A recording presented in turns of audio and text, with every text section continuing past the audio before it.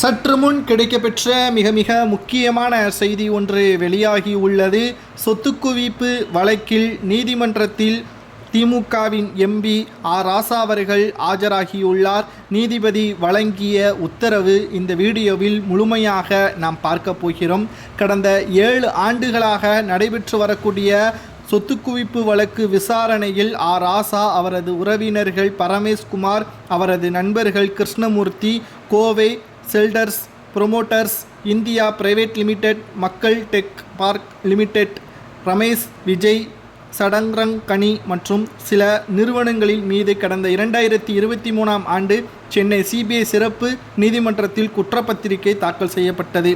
இந்த குற்றச்சாட்டத்தின் காலகட்டத்தில் வருமானத்தை விட சுமார் 579% அதிகமாக 5,53,00,000 அளவிற்கு சொத்துக்களை குவித்ததாக சிபிஐ துறை அதிகாரிகள் சென்னை மாவட்ட ஆட்சியாளர் அலுவலகத்தில் உள்ள எம்எல்ஏக்களுக்கு மீதான சிறப்பு நீதிமன்றத்தில் வழக்கு பதிவும் செய்து விசாரணையும் நடைபெற்று வந்தது.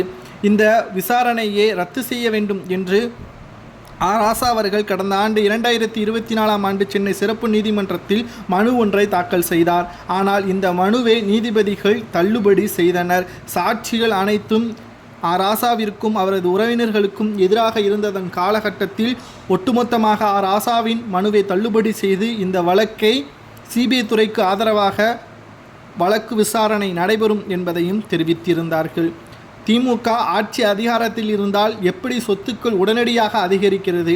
அதே சமயம் ஆட்சி கவிழக்கூடிய நிலைமையில் மாறிவிட்டால் திமுகவின் அமைச்சர்கள் மீதும் எம்எல்ஏக்கள் மீதும் எம்பிக்கள் மீதும் தொடர்ச்சியாக வழக்கு பதிவுகள் நடைபெற்று சொத்து குவிப்பு வழக்கு மேல்முறையீடு செய்வதும் தற்பொழுது வாடிக்கையாகிவிட்டது என்று நீதிபதி மறைமுகமாகவும் அப்பொழுது பேசியிருந்தார். இந்த நிலையில்தான் இந்த வழக்கு விசாரணையின் பொழுது நீதிபதி மாற்றப்பட்டு புதிய நீதிபதி உத்தரவின் அடிப்படையில்தான் ஆர் ராசா அவர்கள் இன்று நீதிமன்றத்தில் ஆஜராகியுள்ளார் என்று செய்தியாளர்களது சந்திப்பின் பொழுது கூறியுள்ளார். இந்த வழக்கு விசாரணையில் மீண்டும் இந்த வழக்கிற்கும் எனக்கும் எந்த ஒரு சம்பந்தமும் கிடையாது என்று மனு ஒன்றை தாக்கல் செய்திருக்கிறார். இந்த மனு விசாரணை குறித்து ஜூன் 30ஆம் தேதி ஒத்திவைத்துள்ளார் நீதிபதி. ஏனென்றால் சிபிஐ துறையினர் ஆதாரங்கள் அனைத்தையும் ஒரே கட்டமாக நீதிமன்றத்தில் சமர்ப்பிக்க வேண்டும். ஏற்கனவே 7 ஆண்டுகளுக்கு மீது இந்த வழக்கு விசாரணை நடைபெற்று கொண்டிருக்கிறது.